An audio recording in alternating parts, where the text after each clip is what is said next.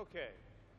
If I can have everybody's attention, we're not going to take the coffee break yet, but we have a very good guest for you. The coffee break will come shortly thereafter, I promise. Let's welcome to the stage somebody, and we talked about the credentials of General Electric and its investment track record in the country. Our next guest is the Chairman Chief Executive Officer of Siemens, a company with better than 340,000 employees, with a market cap of $114 billion, and just announced a major investment into Egypt today. Let's give a warm welcome to Joe Kaeser, the CEO of Siemens of Germany.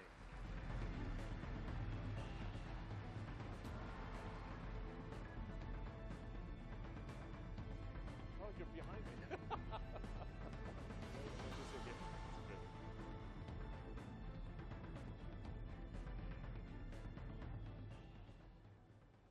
Okay, if I can have everybody settle in. It's good to see you again. Thank you. Good to see you. It's been a long time. Yeah, it's been about a year, actually. Okay, there's a lot of people moving about. If I can have those that are standing, go ahead and take a seat if you can. This is a 10-minute session with Mr. Kaeser. Thank you. So you had a chance to listen to our panel there, Joe. Yes, I did. You had an announcement this morning. Give us a sense of what the investment looks like and what your plans are for the investment in Egypt. Well, first of all, I would like to congratulate President El-Sisi and the Egyptian people about a very, very great conference here in Sharm el-Sheikh.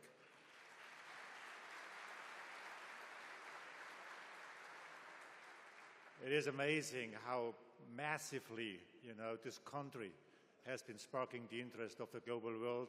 So I think finally the world gets where you need to be. Now I'm very grateful that this morning we were able to basically do a deal together with the Egyptian president so that Siemens will basically build Beni Suef, a 4.4 gigawatt combined cycle power plant here in the country. Wow, 4.4? 4.4 gigawatt. Wow. We also agreed that we are going to do wind power together, up to 2 gigawatts for the next few years. And since this is not about coming to a country, making a sale, and then go back home, we also agreed that Siemens is building a manufacturing plant for wind power in the country. Wow. This will create up to 1,000 jobs. And we also agreed that we will provide a dual apprenticeship for up to 500 young Egyptian people to be dedicated in the industrial automation. Good. It's a question I posed to, thank you very much. Thank you. I appreciate those that are in the aisle. If you can go ahead and take a seat, please. Gentlemen, thank you. It's a question I posed to those in the panel before, Joe, and I think it's an important question. Why do you feel very comfortable now to expand the commitment to Egypt? Because of what we've seen over the last 3 to 4 years has been quite an incredible shock, an experiment in democracy.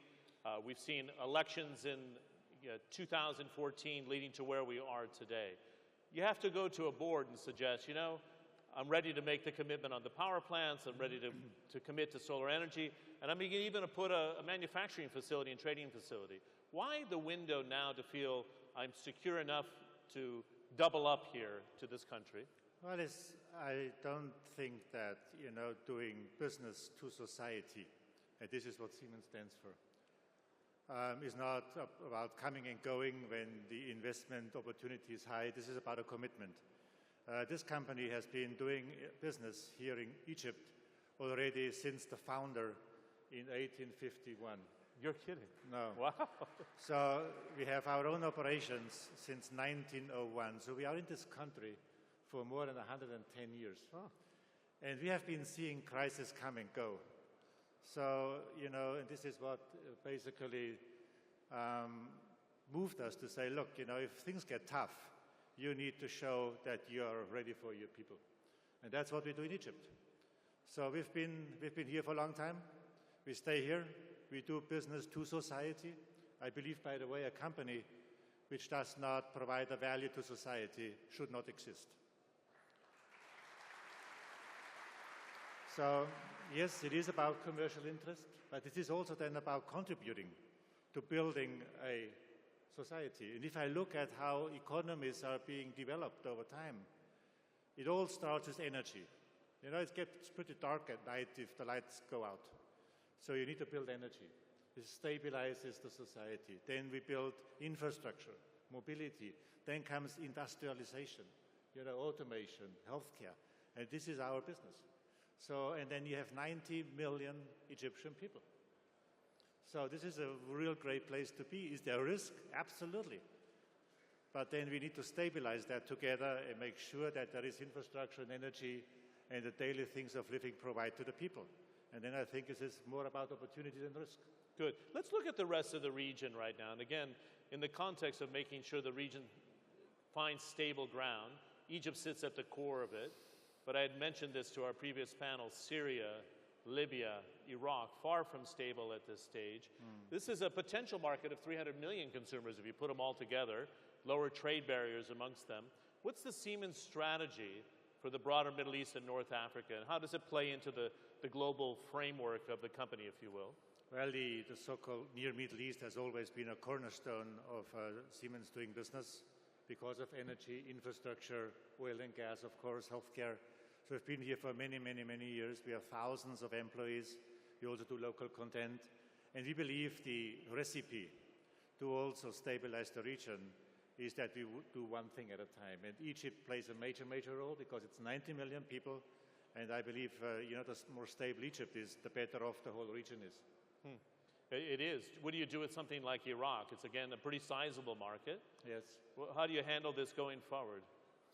Well, it's probably the same. At some point in time, this country will come back to a meaningful economic development. And we've been doing business there for a long time. It's currently not that simple. But we have people on the ground. They do, again, energy. And we'll have more again, you know, when we are being needed. Good. The other thing I was going to talk to you about is Iran. This is a very interesting window of time where the P5+1 is negotiating with Iran. And I probing the different CEOs that are attending, global and the local CEOs, would you prefer to have Iran more engaged strategically in a program that's much more verifiable, and to look at a market of 80 million consumers that could really drive a lot of growth in the region? If you had Egypt with 90, Iran with 80, but in a global program that could be adhered to under a UN structure? Look, I mean, that would be extremely desirable if you had the two leading countries with so many people, you know, stabilize the region. On the other hand, at this point in time, you know, there is a political task to be solved in Iran. And I really, really do hope that the political leaders find a way very soon. I've always been a big fan about the fact that people need to talk to each other and not about each other. And if we communicate this one, that we talk with each other, how we can find solution, we'll be better off altogether. So it is a political task that people talk, that they communicate, that they find solutions, and then I'm very, very sure that the corporate community will help to develop those countries again to where they belong. Good. Do you think a deal is going to happen within a half a year? How do you plan for such a phenomenal event if it happens? Well, again, I mean, we've known the region very, very well for many, many, many years. We've been doing business for a long time. Now we, of course, are also, you know, adhering to the regulation which have been imposed. But we know how to do it, so we are ready. If the global politics is ready, we are. Good. The other thing I wanted to talk to you about, I want to get your snapshot, because Siemens is a global player around the world. I'm sure this audience would like to have a better understanding of what's happening outside the region as well. Germany has always had a good trading relationship with Russia, for example. And it was amazing in 2013 at the St. Petersburg Forum, a forum of this sort of scale. Chancellor Merkel was there with Vladimir Putin, and there was going to be a re-engagement with Germany and the European Union and Russia. Almost 2 years later, it's gone horribly wrong in terms of, you know, EU-Russia relations, US-EU relations, and there's a kind of decision to move sanctions and not to bring each other to the bargaining table for resolution. How do you see it as a businessman, what's transpiring right now in Russia? Well, first of all, obviously a lot happened between 2013 and 2015. We have a situation now that there is a clear violation of international law. This is a fact. So this is something also where I believe it's important that we keep the dialogue going and make sure that everyone understands there are rules in life which need to be adhered to. That's the one thing. The other is, I strongly do believe that the European political leadership also needs to play a key role on bringing the nations together again and find solutions to the Ukrainian conflict. This is very important to Europe and the whole world in the end, because if you look at Europe and compare it with the superpowers, economic superpowers like the United States and also China, which I just heard was a developing country, but I also believe it's a very, very strong economic superpower. If Europe wants to be a meaningful third party to that, Europe needs to open itself to the East, to natural resources, to private and public investment, and of course also to technology. There's a lot of people in Europe and we need to take that opportunity, and that's why this is so important, that people talk to each other and not about each other. And then I'm sure we'll find solutions. Great. It's a... That's a market of 140 million consumers, Russia. It was a G8 country. It's not in the fold. Germany is going to be hosting a G7 summit without Russia at the table. It's going to probably contract about 5 to 6%. That's quite a severe contraction. How do you manage your business in an environment? To give us a sense of how Joe Kaeser manages uncertainty. Well, first of all, let me make one comment because it's really important. We talk so much about business and business opportunities and business climate. I think a company like ours and any other companies, we do business in 212 countries in this world, 212. Only the FIFA and the church is represented in more countries.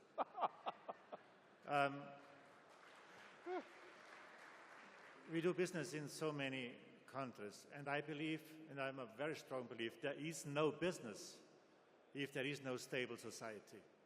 And the business people and the companies and the corporations should not overstress on how the business climate is.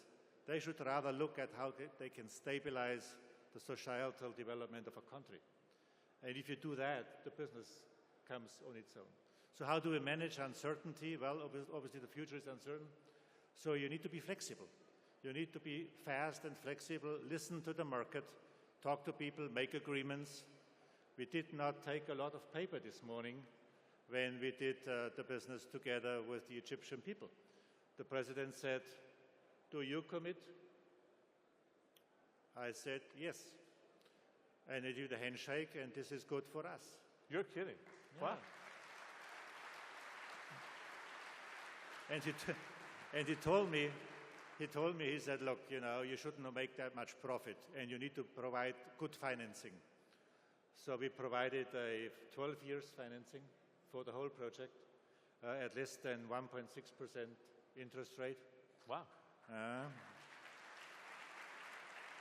And then I made a really good price, And the president said, "No, I want you to donate to the Egyptian people." And I said, "Well, I was looking at it, and I said, I have nothing." But he said, "You need to." So we decided shortly, I called my board members, I said, "Look, we have a challenge here." So we decided that we donate 200 million euro to the Egyptian people.